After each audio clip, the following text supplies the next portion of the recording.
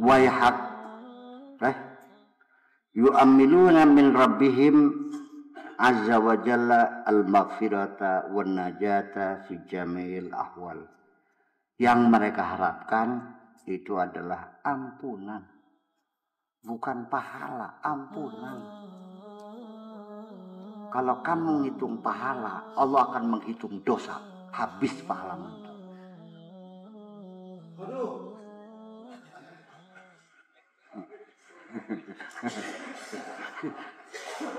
Paham sih kamu.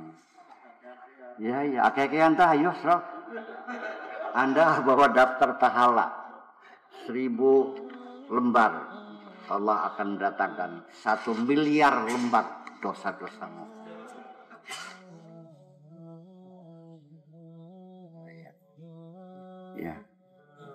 Ya.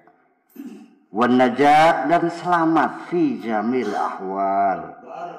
Hadza himmatuhum, itulah cita-cita mereka, itulah dambaan mereka, mendapat ampunan dan diberi keselamatan. Kan indah jadinya.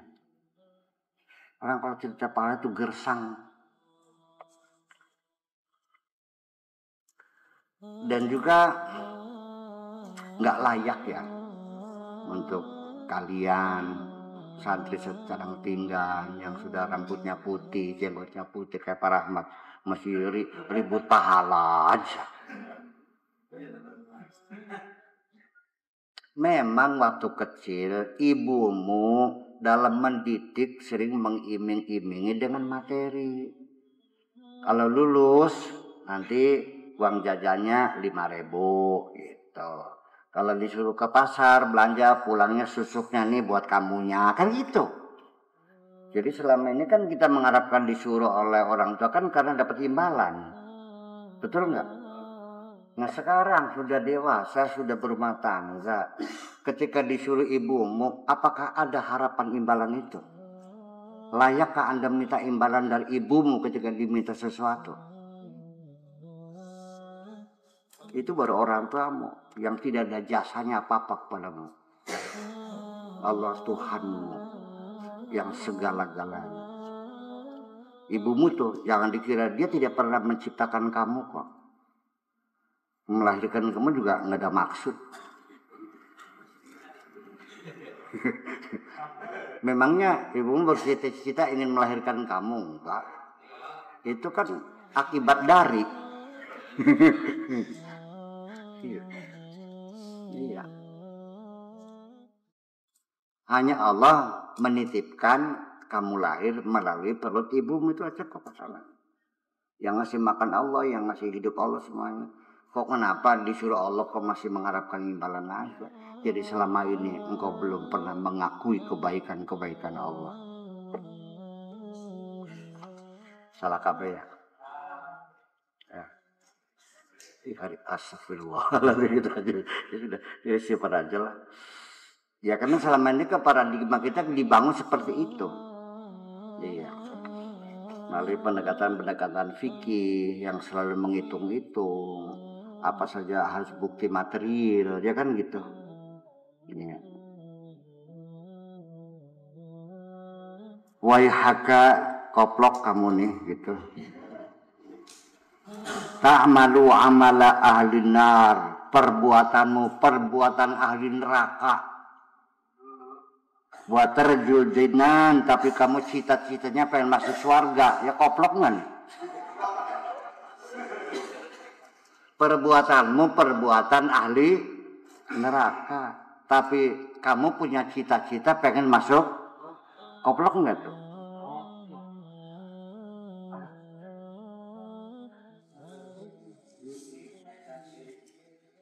Fa anta tami'un fi ghairi mawdi'it tamai. Berarti kamu punya keinginan yang bukan pada tempatnya. Pengen pinter tapi nggak pernah sekolah. Pengen bener tapi nggak pernah belajar. Ketemunya sendiri aja. Makanya man ta'allama bi ghairi syekhin fa syekhuhu syaitan. Begitu kamu mencari guru, datang setan. Gue aja deh gurumu. Ya udah. Mangga dibinalah. Ternyata hanya ditipu aja kamu kok. Dan setan-setan yang mengaku sebagai mursyidmu dan menipu itu adalah setan-setan berwujud manusia.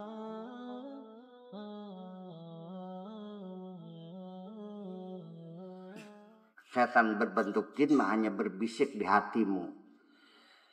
Tapi yang bisa nipu kamu, yang menjerumuskan kamu adalah setan-setan yang berbentuk manusia. Yaitu yang sudah bersekutu dengan setan, namanya setan manusia.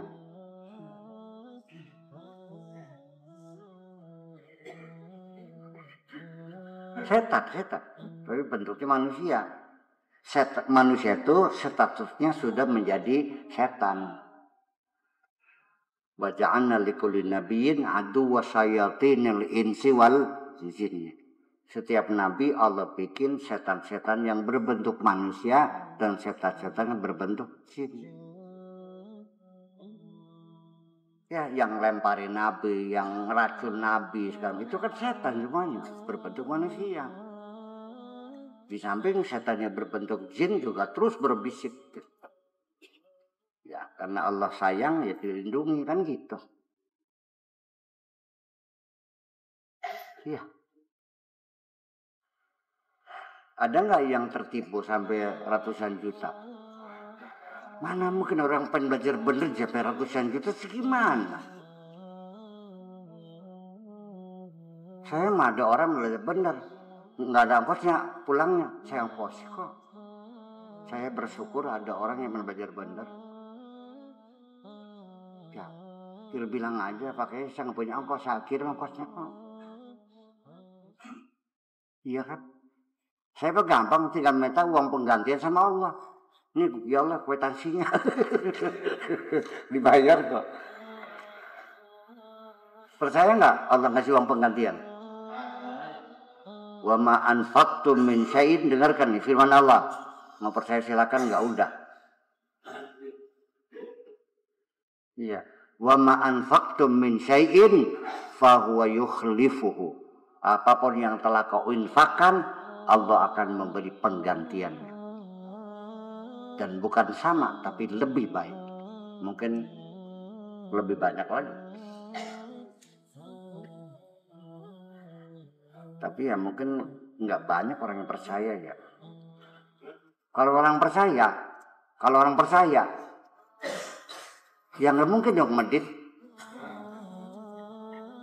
Sebabnya medit karena nggak percaya. Itulah sebabnya orang medit adalah orang kafir.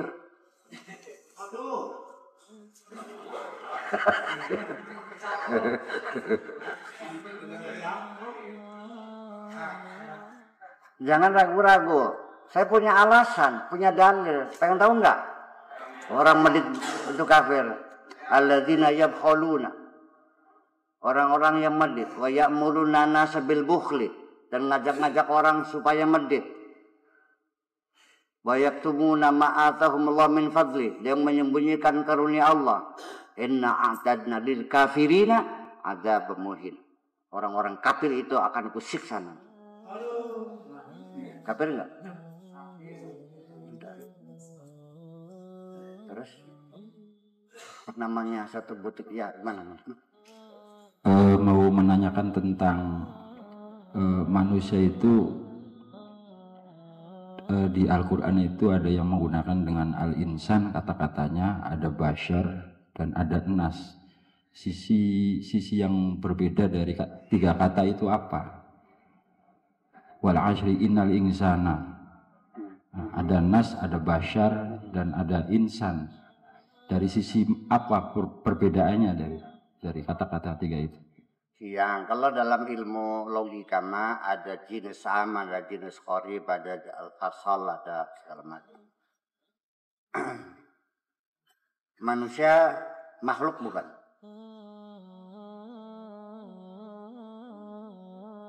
Manusia termasuk selain Allah bukan? Ya, manusia makhluk bukan? Manusia benda bukan? Manusia sesuatu bukan? Manusia binatang bukan?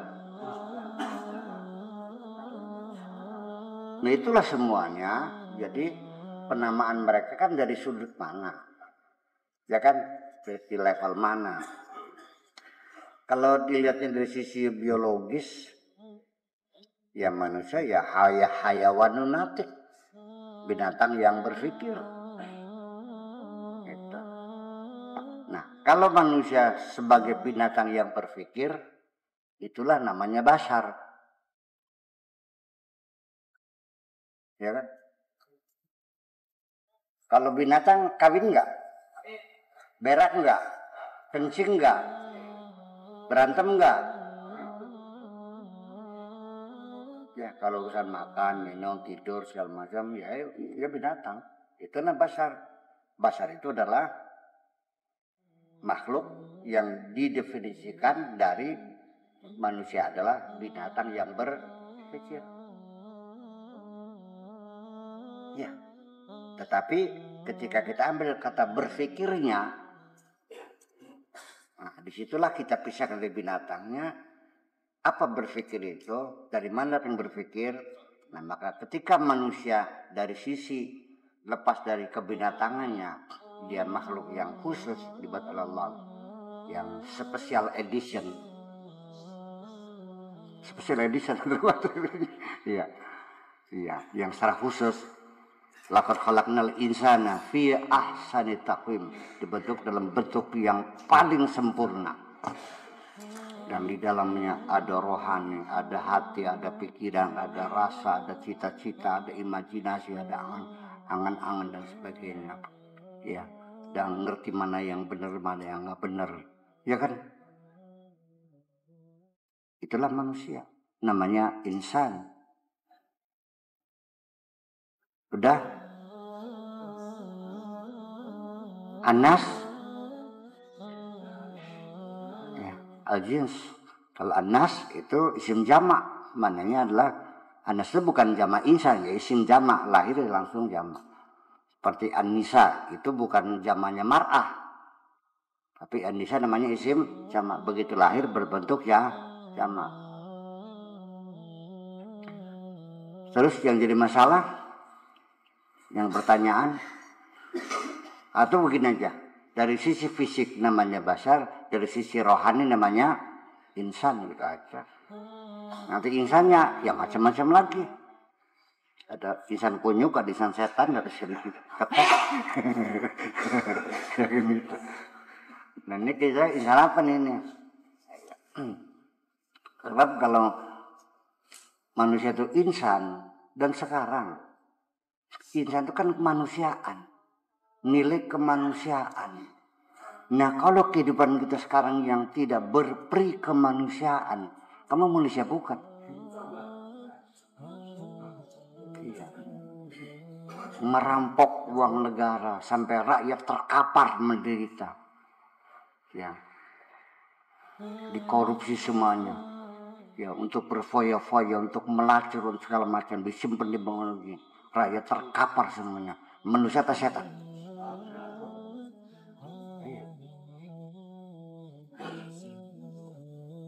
Itulah setan. Ya, jadi setan itu sifatnya merusak. Lalu yang jadi persoalan bahwa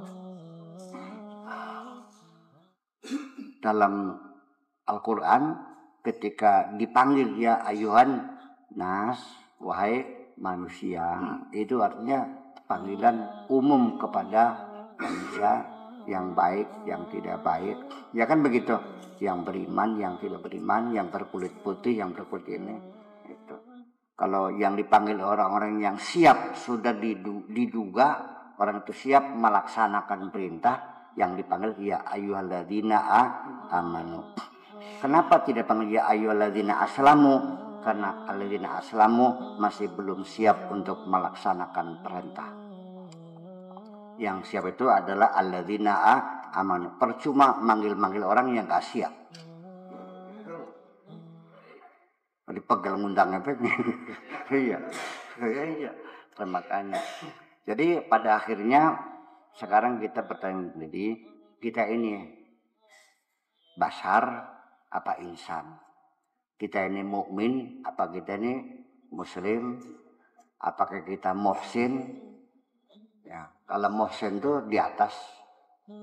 Jadi orang tuh Islam dulu, terus iman, terus ihsan. Kalau ihsan itu sudah maqam musyahadah. Ya, musyahadah itu sudah betul-betul melihat Tuhan, bukan seolah-olah. Jadi terjemahan seolah-olah itu dicoret aja. Karena ka'anna itu bukan mananya seolah-olah, tapi pasti. Namanya ka'anna yufidu makna tahqiq, la yufidu makna tashbih. Bukan maknanya seolah-olah tapi tahqiq.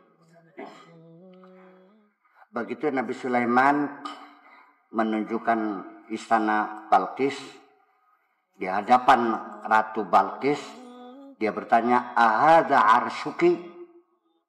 Apakah ini arasmu? Qalat ka'annahu huwa. Ya betul ini, bukan seolah-olah. Masa orang lihat rumahnya seolah-olah, orang gila namanya. Pak Rahmat, saya ambil istrinya. Pak Rahmat, ini kah istrimu? Seolah-olah, langsung minta cerai. Iya kan? Nah itu kenapa? Ya karena orang tidak paham bahwa ka'anna juga bermakna tahqiq. Seperti lagi ada alladzina yadzunnuna annahum mulaqu rabbihim. Dikiranya yadzunnuna menduga, tidak. Yuqinuna maknanya bukan menduga. Orang-orang yang yakin bisa ketemu dengan Tuhannya. Segimana? Ya sebaiknya ya belajar bahasa Arab dulu deh. Supaya terjemahnya jangan salah. Ya dong. Belajarnya di mana? Ya di negara Arabnya sana. Itu di mana belajarnya? Ya belajar sama orang Indonesia mah ya susah. Enak aja. Mau bayar berapa ini? Iya. Oke deh, ya. Assalamualaikum.